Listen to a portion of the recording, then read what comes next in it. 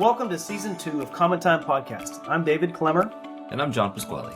And we're back to inspire and empower music educators with practical advice, thought-provoking conversations, and stories from some of the best in the business. Let's dive into another incredible episode. Our guest today is Rodney Dorsey. Welcome, Rodney. Hey, glad to be here with everybody. Rodney is the director of the Florida State University Wind Orchestra and graduate wind conducting. He also serves as the president of the Midwest Board. And today, we are excited to have you on to just talk a little bit about conducting and score study and also a little Midwest. So we'll just kind of mix it up. John, why don't you get us started? Thanks, David. Rodney, good to see you. For our listeners out there, Rodney and I taught together at the University of Michigan for a while, and so it's an honor to have you here, Rodney. Thanks so much. I'm just going to get things started by asking about score study, because it's a nebulous topic. It's a bit of a controversial topic in some ways, but especially in the public school realm, right? So it's really important for middle school teachers and high school teachers to find time to score study. So do you have any suggestions or recommendations on how to approach the process of score study at the middle school and high school level to help teachers get the most out of their rehearsals? Yeah, sure. John, I think I'll just start by saying for a long time, I didn't think I score studied the right way. Um, and I think I think there's a couple of approaches you can take to score study. Number one of them is a defensive approach to score study. And that is I'm flipping through and I'm looking for everything that can go wrong, how high the trumpet parts are there exposed oboe solos, are there exposed bassoon solos? Um, and then you never get through the score. It's just trumpet parts are too high, can't do a piece next. Um, Clarinets are exposed, yeah, no way, can't do it. And then there's I think a more artistic way or offensive way if you want to think about it, and you're just flipping through trying to figure out what you want the piece to sound like.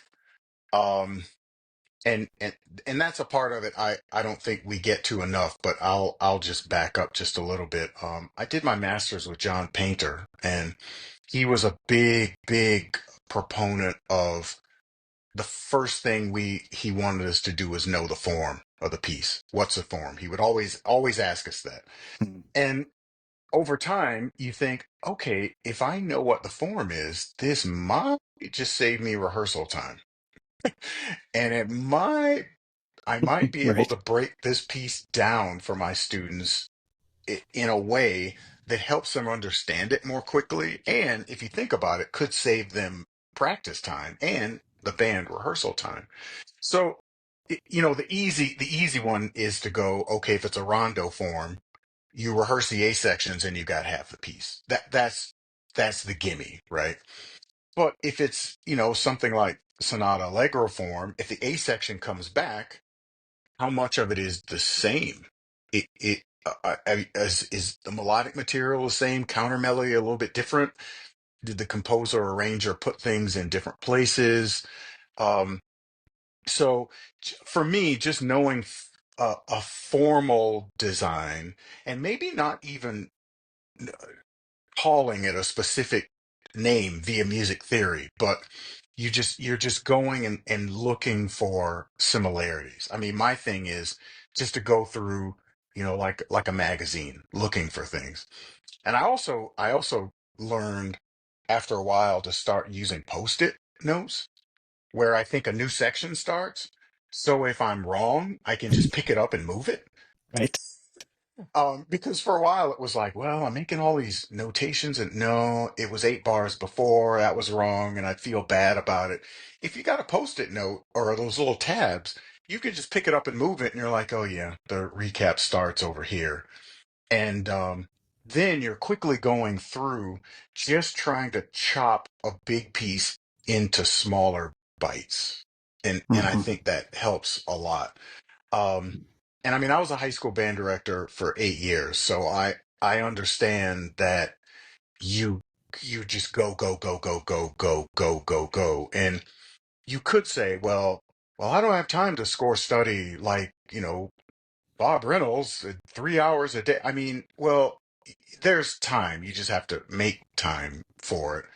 But I think just starting with trying to figure out what the form is, where are the big sections, and where does the music looks like it changes. Mm. You got an introduction, okay, there's a tempo change. Maybe this is another section. Post it down. Go, go, go, go, go. Dynamic changes. Could this be another section? I don't know. I'm going to stick a post it down anyway. And so then you can go back and then start to make to dig in a little deeper and and see if you're right.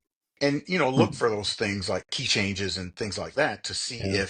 if the post-its make sense. Um that was a big thing for me because I was Mr. Painter was a big red pencil, blue pencil person. Right. I'd mark something down, and if it was wrong, I got to erase it, and then everything was just a mess. Um, but form is the first thing, and I know me personally, I can get down in the weeds too quickly.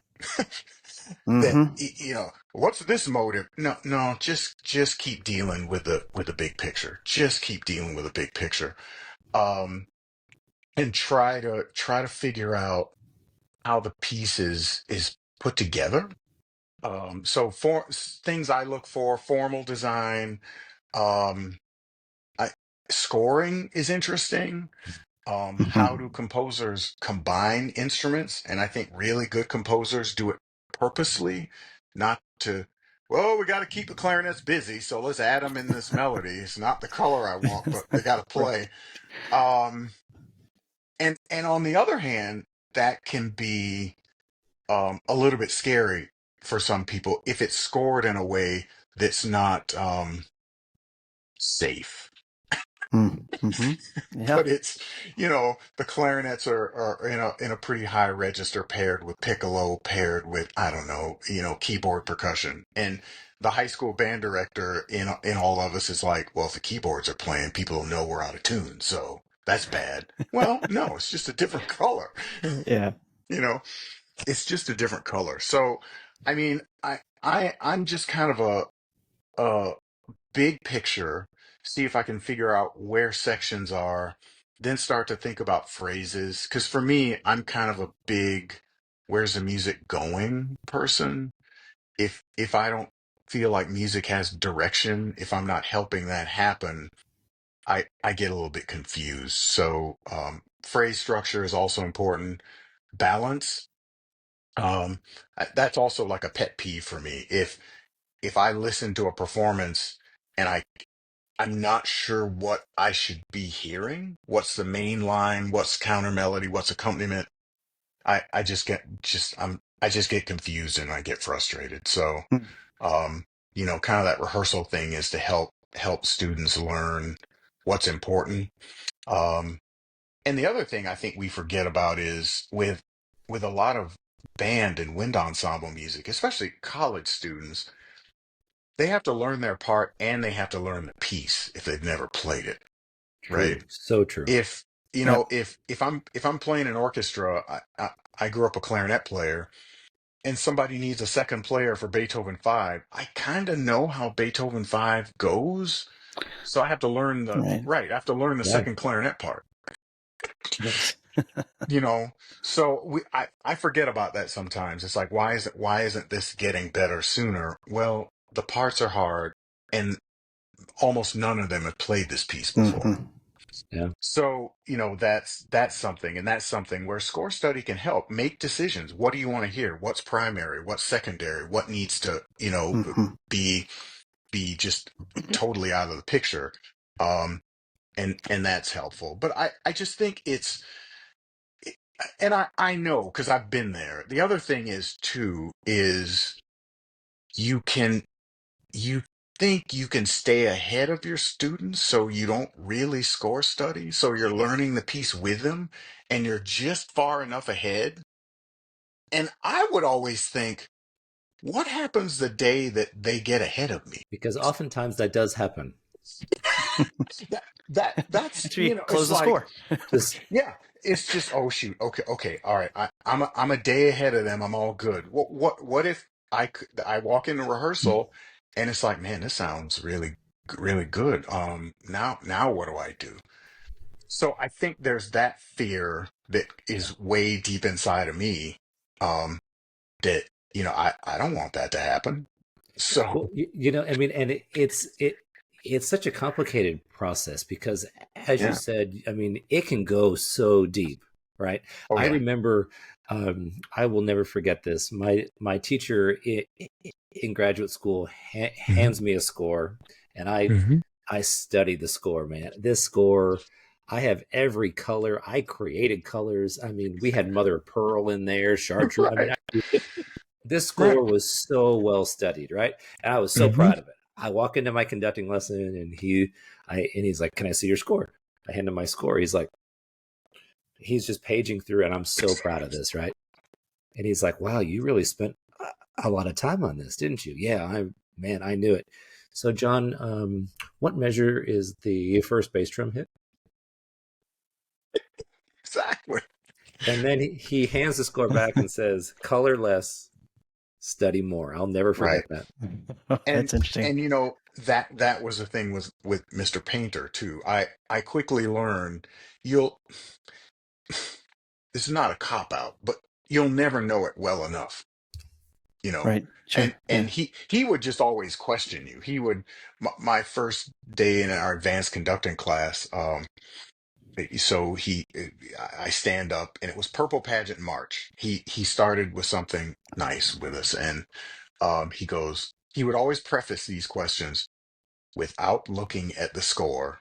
"Ugh, what is the key of this piece?" And I'm like, okay, it's a march. I can't remember, but let's just say E flat.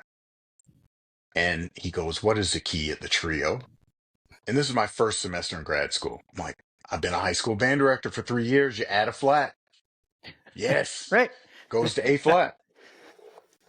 Will you sing the melody at the trio? And I'm thinking, awesome. I'm a grad student with a marching band.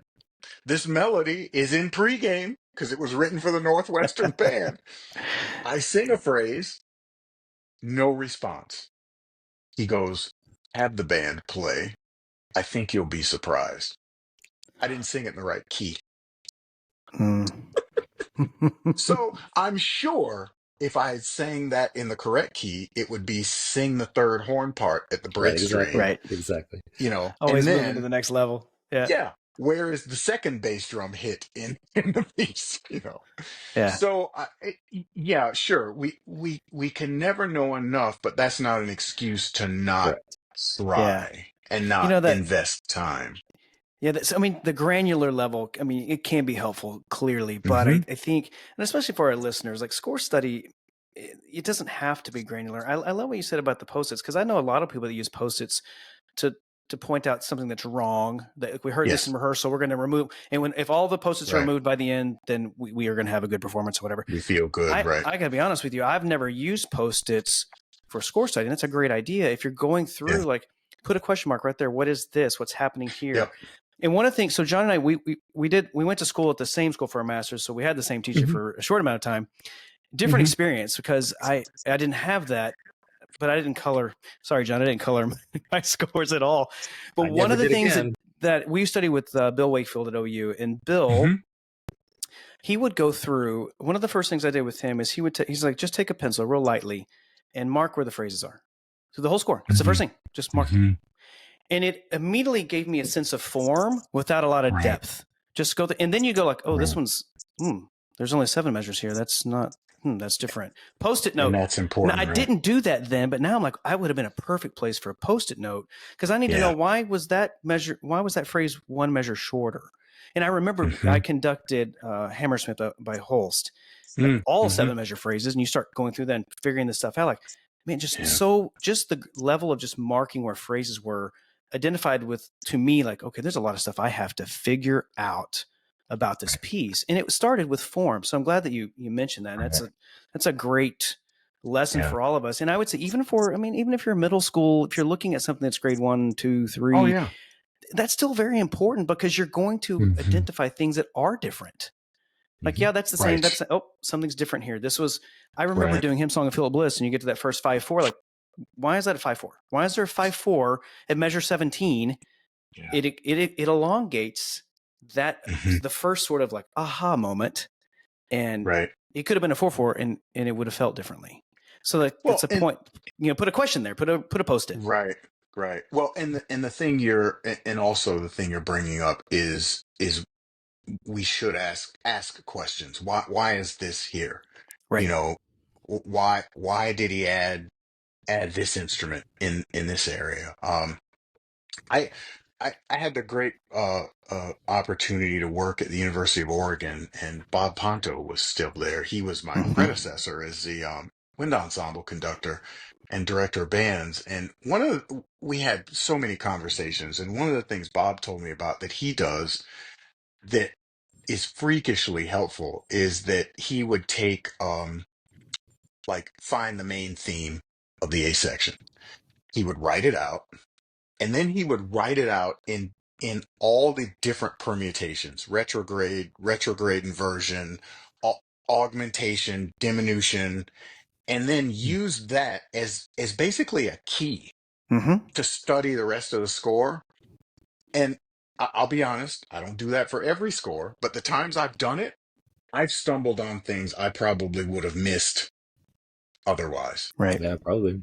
Yeah, you just have this here, and you're like, I, I think this is a thing. Oh, this is related to the first thing. Oh, I see what he did here. That's really, it's I really helpful. actually love that because I think it kind of goes Hmm. with my next question. Hmm. And because I think sometimes sometimes we think about score study being like, well, that's just something we do. It's for us. So we can Mm, not miss meters or something. But so I'm curious, do you yeah. have thoughts about or strategies that help translate score study into more of a practical engagement, for Hmm. for the students, for what's going on in rehearsal? Right. It the first thing is to just help them understand the piece. I mean, for instance, my last concert, we just did music for Prague. And I was kind of surprised at how many of them had not played the piece before, because there's a good number of grad students in. So, one spot that can be problematic is in the fourth movement of the piece, when the first movement theme comes back in the trumpets, but Yeah. it's in 6/8 instead of 4. Right. And if you can intellectualize to them and kind of appeal to their intellect and say, we're probably having rhythmic issues here because you've got residue of this theme from the first movement when it was in 4. Now it's in 6/8, and you're playing these rhythms. The rhythms aren't right because you're still feeling this in 4/4. So that can be, oh, okay, that's how that connects. Oh, I get it. Now and that's like you said earlier, David, that's a why question. You know, Right. why are there rhythmic problems? Well, because it's a different meter, and he's using this theme in a different Yeah. way. Um, Well, and your yeah, score study, like yeah. your pre-score study could be Hmm. like if I recognize before I ever put it in front of the students, like, this is the same but different.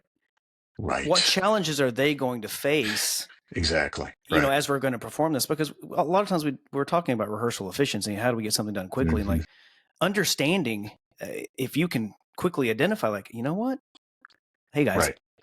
here's what we're doing. Yeah. That can Yeah. certainly be helpful. Like, and again, it's just, Okay.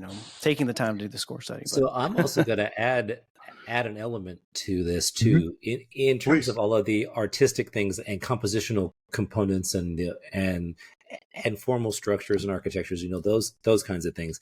I would encourage people that are teaching public school to also score study from a pedagogical perspective as well. So Absolutely. you have to Right. know instrument tendencies Right. so well. You have to know the harmonic series so well, valve combination, Right. pitch tendencies. I mean, Yep. alternate fingerings. So, like, I mean, even in a grade 1 score, Oh, absolutely. Yeah, yeah, Right. yeah. it can take hours and hours and hours Mhm. to get that, because ultimately what the score study process is trying to do is to make the rehearsal process efficient and engaging, right? Yes. So that pedagogical piece, many of us forget, I think, and that's a Oh, really critical absolutely. point. Yeah. Especially after you've been teaching college for a while, Yeah. because I learned my first job working with music majors. I it was funny. I told the trumpet section something about tongue position that I thought would make the sound darker, and they were good stewards. Nobody asked the loaded question from the Yeah. section. But after rehearsal, a student comes up and says, "So, I just want to let you know that thing you told us about our tongue position, our trumpet teacher tells us just the opposite." So who Yeah. knows more about trumpet, John Hagstrom in the Chicago Symphony or Rodney Dorsey, who took one semester of brass methods a billion years ago? Thank you very Right. much for that. Yeah. But if you're teaching high school or middle school and those students aren't studying, you better know Yeah. Yeah. Or You got or to I what know to mean, it. tell them. or say that I am like playing first trumpet, Yeah. a written D, that's the third of a chord. So Yep. so you have to think about the partial, the fingering, Yes. the theory behind it. And if I'm just saying, listen, which ultimately your ears will guide you, but students need instruction, right? So if I'm Yeah. telling you something that I think, except it's not correct, you're actually making the problem worse, which Right. creates frustration, which breaks down the rehearsal process, Well, right? and Right. to your point, John, I think when the pedagogical aspects, I remember as a younger teacher. I mean, when you go to teach, like right now I was a trumpet player, so I didn't study the trumpet line very much. But I'll tell you that the top half of the score, I was studying like crazy because I didn't know enough information. Yes. And I had a Gary Garner book back then.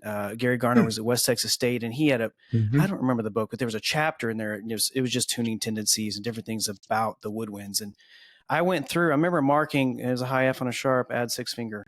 Here's a high E flat with a big arrow Mm-hmm. because there's nothing you can do. Everything's down. All of these Right. little like minutia about the instrument that I was a trumpet player. I didn't know that, but I had to Mm-hmm. figure that out. We talk about trumpets clarinets, and we're doing throat tones. Here's what you do. You add these fingers or that fingers. Like, well, I Yeah. started learning, Right. like, well, it's not just adding all the fingers. I mean, an A might be better, A, 2, 3, 5, 2, 3 6, top FC note. key. Yeah, exactly. That might Exactly. be the best one. Right. But for a different horn, the FC key may be off, or maybe we're Yeah. going to all these different things. Well, that I was learning that as I was score studying. I mean, Mm-hmm. honestly, Sure. before I would go into class, how am I going to help them, not make them, help Yeah. them? I wish I could have made them help Do them be in it. tune, because I'm Right. thinking Right. about how do I get all these, kids on the same page. And not to say that I was one step ahead of them, but in some ways as a younger teacher, I Oh, was doing absolutely. my best to just get ahead of them because there are so many pedagogical things. So to your point, John, I think it's important that that be a part of your score study. But again, it's kind of like you've got the overarching part, which is the first Mhm. part That's we your just field. talked That's about in your terms of field. like You have to form. do But it. then when you have some time, like, okay, what are the things you're not really great at? If you're not great at oboe, well, maybe you study that oboe line and figure that Yeah. out. I have But you full mentioned cursed. John Hagstrom, like I mean, fantastic trumpet player. I think Yeah. he might have been a Kansas grad if I remember correctly. Could be wrong on I. that, but I was at Kansas for a while. I was Yeah. like, his name got thrown out a lot. Um, Yeah. Yeah. Yeah. but I mentioned that because where I was teaching in North Dallas, we had an applied faculty, and we had private Mm-hmm. teachers that were coming in. So there were times that I would go to our oboe teacher with Yep. my score and say, Yep. talk me through this because Mm-hmm. we're not doing it and I don't know what to do. And again, part of Right. that was Right. score studying. Eventually you start to identify like, hey, these are the things that pedagogically make sense and I can apply Yeah. to other scores as I'm moving forward. So lots of opportunities there for where score study Yeah. can then apply to our own learning and then the experience of Mm-hmm. our students. So anyway, Well, So and yeah, then, and especially oh, if you're a younger teacher, your first or second year out, you still got a lot of friends on your phone who play other instruments. Phone a friend. absolutely.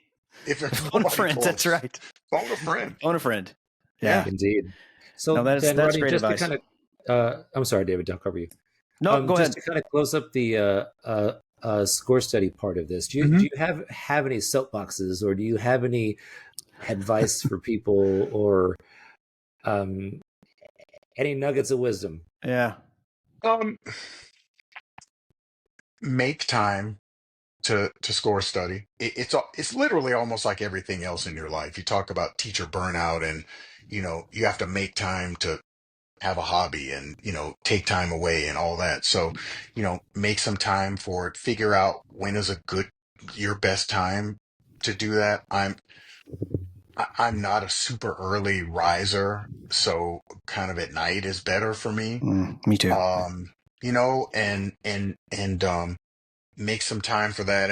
And also the other kind of a soapbox thing is, in addition to all of the pedagogical things we're talking about, and form and all of that, figuring out how the piece works and is put together, make sure you're thinking about the emotional content of the music, Mm. especially if it's not obvious, like it's not a programmatic piece, it's just music for music's sake. What is it going to feel like? Where are high points?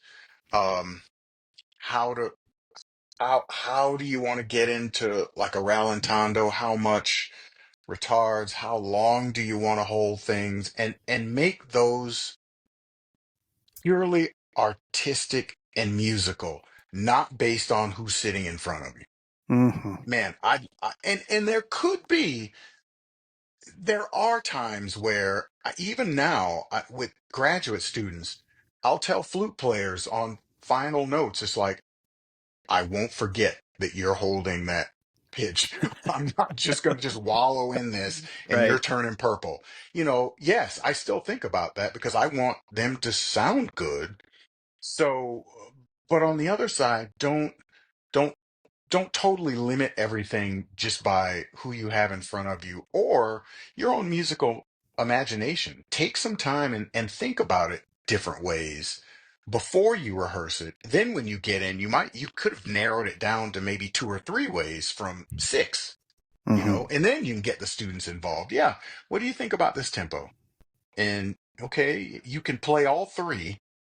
Which Where does the music work best? We forget about that, Yeah, I love I think. engaging the students like that. That's putting those Yeah. questions out there and making them a part of the process. And before Yeah. we're going to shift gears, I think, pretty Hmm. soon. But I was just reminded, and maybe this is helpful for people out there. And I would love for all the managers in the world to have all the time in the world to dive Yeah. into score study. And I know Yeah. that it's challenging. So everyone that's listening, we all know this. I know that. I've been Oh through it. yeah. Yeah. But at the same time, I would encourage you and almost implore you, even if it's not, maybe the fall's too busy, but over the break, pick a score, something that you're not even working on, and just dig into it. And I remember just talking about the emotional part, because you mentioned that, and Hmm. I think that's sometimes where that happens, where you just get to dive into it and listen to it and watch someone else Yeah. doing it. And I was Right. at a Michigan State conducting symposium quite some time ago, and I remember it Hmm. didn't happen to me, thankfully, but one of the other people that was conducting, I believe it was Dr. Sedetol, asked them to write like lyrics to the piece. Hmm. There were no lyrics, which just to get the person thinking about some type of emotional connection to this music. Write a Yeah. story, create a story from this. And Hmm. it really did make a difference, because he had to read the story to us. And we're like, well, that's creative. And then his Right. thought process on how the lines worked and how the conversations were working was very different than the previous day. And I Yeah. don't know, I'm just kind of reminded, when we think about score Yep. study, there is a lot of stuff you got to do. And we are thinking about the different strata and who's primary, who's secondary, all the pedagogy. But at some point, go through and write all of the adjectives that you can use to describe Yeah. a given section or an Very oboe or helpful. whatever. It can be really, really helpful. So Yeah. I just wanted to throw that out there, because we do sometimes forget that the emotional aspect is, that's where the stuff is, that's where the meat That's the good is. stuff. That Yeah. is the That's good the good stuff. stuff. Yeah. So Yeah. Indeed. anyway, yeah. So maybe we should switch over We'll to Midwest. switch Yeah, hats. John. Midwest hat. All right. So Midwest. Uh-oh. Midwest hat as the president. All right. So, Mr. President, I got a question for you. So, what key elements make up Uh-huh. either a performance or or clinic proposal that stand out in the selection Mm. process? Let's start with clinics. I, I give people this advice all the time. Hey, I'm thinking about applying for Midwest. What are some things I should be aware of? Um, this is not in order of importance, but relevant topics, relevant topics for the bulk of the attendees, high school, middle school, Mhm. band and orchestra directors. Um, there have been some really nice topics that have been submitted in the past, but you look at it and you go, this would be awesome for a CBDNA national convention, not for Midwest. Right. It's really specialized and focused, and it was probably somebody's doctoral document, and I, this isn't going to help the most people in this venue. Um, it's important that you've presented the clinic someplace else before Midwest. Mm. If you're straight out of grad school, still in grad school, you got this great idea, there's a part of the application that says, have you presented this? Have you presented this session before? And have you also presented at other sessions, conferences? And if that answer is no, that's not good. Now, Mm. am I going to sit here and surely someone will go, but I know so and so. Sure, it happens. But when the board's looking at things, it I don't know. It's a bit of a gamble in a way. Um, I'm trying to think. Those are two big ones. Um, and there's also a couple of ways to go. You can either be a part of a panel discussion or a solo session. Um, we've gotten into now asking people to submit their slides early to review. Mm. So you kind of need to be on top of that. That's one good reason to having done the thing before, or you've got it all worked out when you apply. That's the other thing too. We ask for an outline of the clinic. I've seen some applications that is like score study, uh, leaf through, phrases, um, instrumentation, and nothing is fleshed out. Yeah. That makes you raise an eyebrow. Mhm. Yeah, have you thought this Right. through? I mean, what are you going to talk about?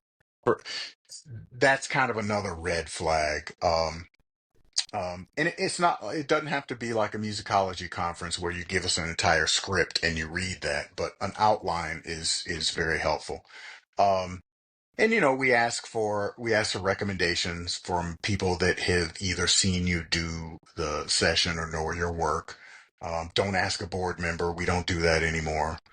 Um, those are some things, but I would say um, just think about something that could help a large amount of people that come to the conference.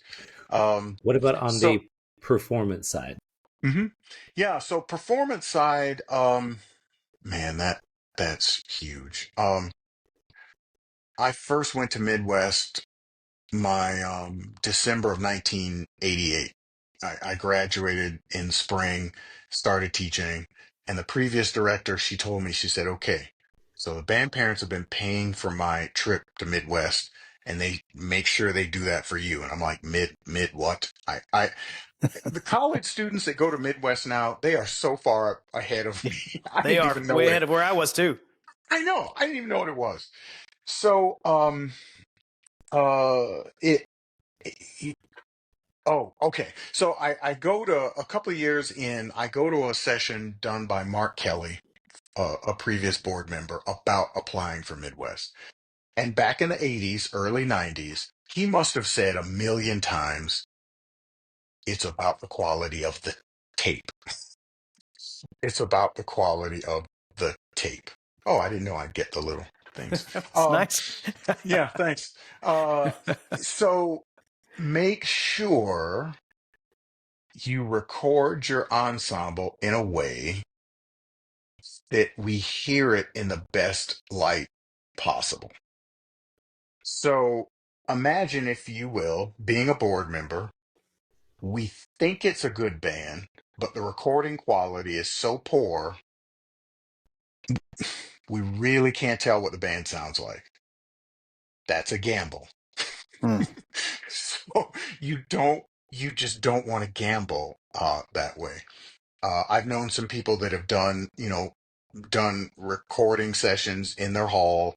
It should be unedited, but you take a day, run it a number of times, take the best take.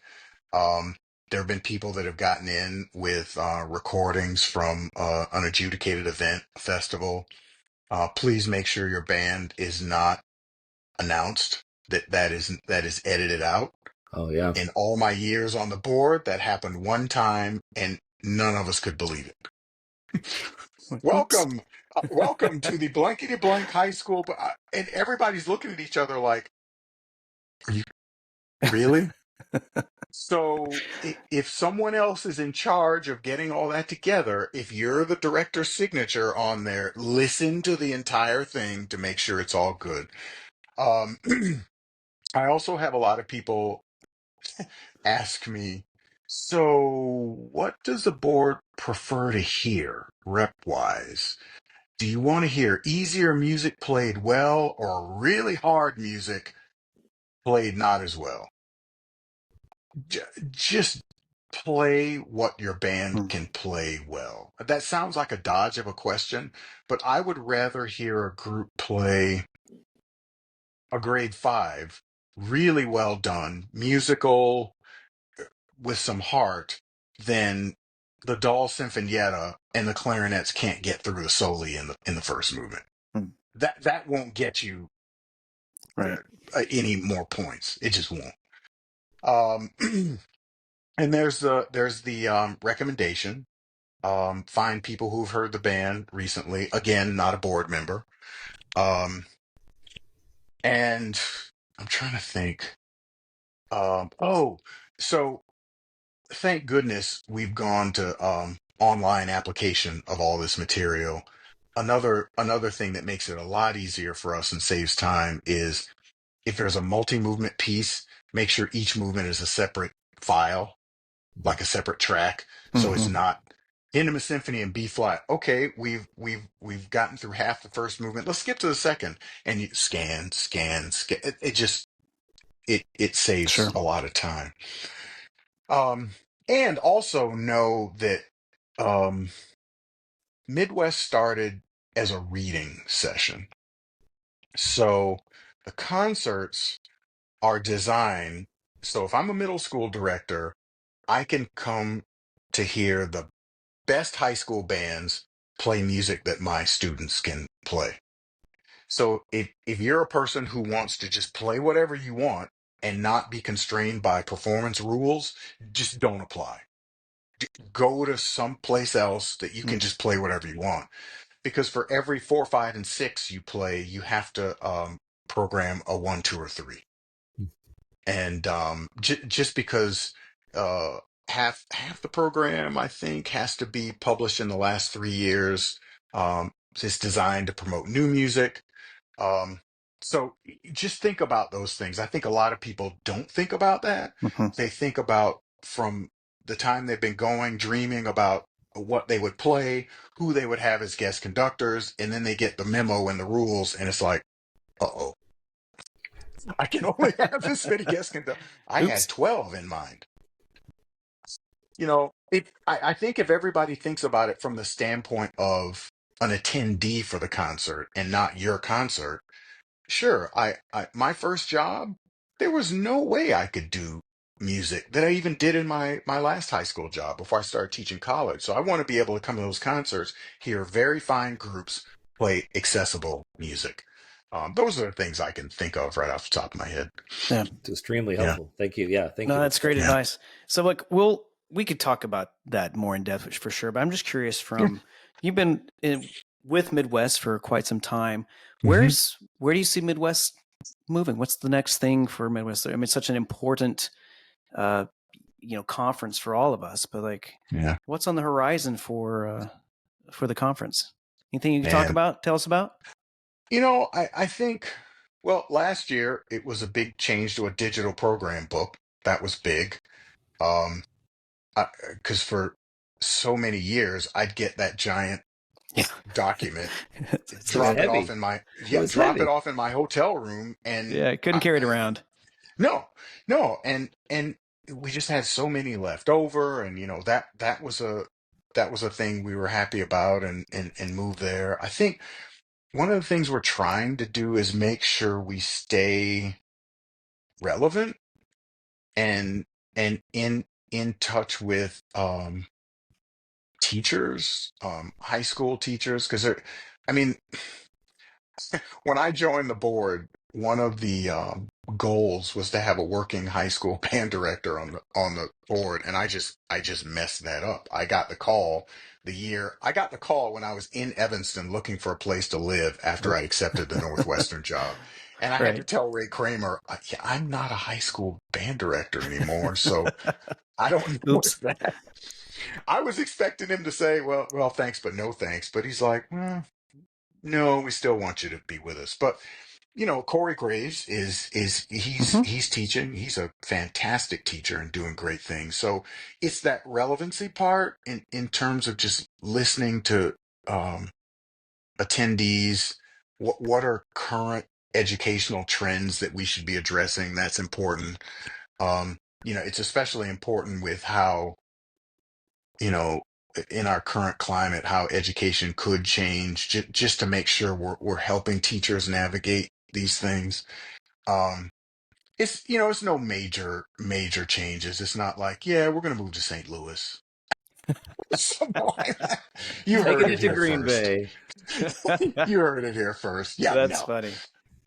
But yeah, we do want to make sure it's I think valuable because yeah. you'd upset a lot of people, I think, because just the move to McCormick was pretty Oh my aggressive. God, I know. There were some So, people, I'm never coming back to Midwest. Okay, well, you want to fall down a flight of stairs in the Hilton? Good. Okay, go yeah, ahead. it's oh man, that's crazy. Yeah. Yeah. Awesome. Hey, it's been such a wonderful time just talking about this stuff with you. We have a couple of questions that we ask everybody. Okay. So I'm gonna kick it over to John for the first one, Take the and first one. Uh-oh. and then we'll So wrap it up. yeah. So Rodney, is there a particular book or books that have inspired you throughout your teaching and artistic journey? Oh man. Books. Okay, first of all, I am notorious for starting books and never finishing them. Uh, so I let me see. One one does come to mind because it's got a lot of pictures in it. And and and John, you remember Jerry Schweibert, Very and well. his book, Physical Expression and the Performing Artist by Gerald Schweibert is great, movement wise, and Mhm. just help you be a better kind of human and move more efficiently. Um, I'm trying to think.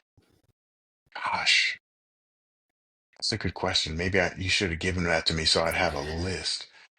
Like Malcolm Gladwell's book, Blink, Mhm. was informative, Yeah. frightening. Um, Yeah. at the same time, and there's another book. It has nothing to do with music, but I did finish this because I could not put it down. Um, it's I can't remember the title. It's either Lone Survivor or No Easy Day. It's a Navy SEAL, something about a Navy SEAL thing. Okay. And if you ever think you're having a bad day, pick up something about Yeah. Navy SEAL training, special Right. Perspective. ops. It'll Mm. make you feel pretty good about yourself because I No could kidding. not put that book down, and it might have been Lone Survivor about it because there was a movie made out of it, but I just Yeah. couldn't put it down that this guy survived this this attack Yeah, absolutely. and the choice those guys had to make. So yeah, it's sorry, it's not No, it's all right. So philosophy or we anything. actually don't, when we ask that question, we don't, Yeah, it doesn't have to be musical. It can just be something you yeah, enjoyed. And, cause for our listeners, it's kind of creating an ongoing reading list of things that other people have gotten Yeah. into and it's helped, and sometimes having a good book just to get away from the other stuff that's real helpful. Now, the last Absolutely. question though is this one's probably the most important, Rodney, and I really want you to think deeply about this. Okay. What is your favorite time signature? That's is that a loaded question? I mean, you can get it wrong. Yes. My favorite.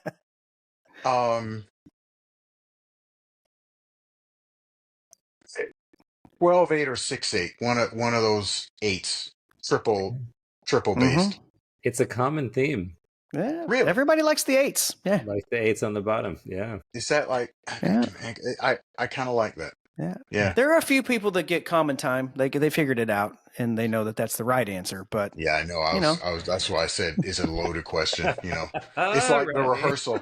Excuse me, is measure 68? Is that going to be in 4/4? It will the next time we do it. Actually, it's never going to be again. So change it. That's right. It will the next time. Oh, that's fantastic. Hey, It has been Rodney, so thanks good so talking to much. you, Rodney. Yeah, thanks so much for being here and sharing with us and sharing with our listeners. There's a ton of good stuff in there, and actually made me think about score studying in a different way today, and that's fantastic. That's why we're doing these things, is just to put some information out there that helps us all be better at what we do. So thanks so much for being here. We really appreciate it. Thanks for doing this. Thanks, Rodney. Good to see you, my friend. Thanks for tuning in to this episode of Common Time Podcast. Don't forget to follow us on social media, and we'd love it if you shared with your friends as well. We'll see you next time, but until then, keep making music and keep making a difference.